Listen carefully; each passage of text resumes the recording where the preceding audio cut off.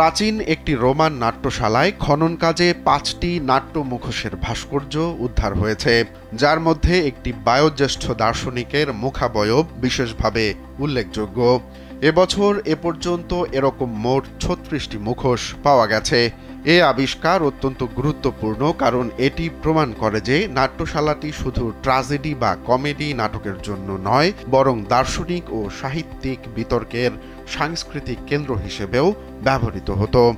মুখোশগুলোতে পূর্বাঞ্চলীয় এবং পশ্চিমা সংস্কৃতির মিশ্রণ দেখা যায়, যা রোমান যুগের সাংস্কৃতিক সমন্বয়কে তুলে ধরে এবং ভবিষ্যতে মঞ্চ পুনরুদ্ধারের সুযোগ করে দেয়।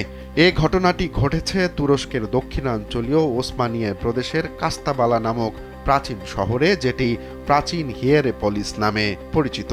প্রায় ২৭০০ বছরের পুরনো এই বসতি সিলেসিয়া অঞ্চলের সবচেয়ে গুরুত্বপূর্ণ ধর্মীয় কেন্দ্র ছিল, যেখানে আর্তেমিস পেরাসিয়া দেবীর মন্দির ছিল।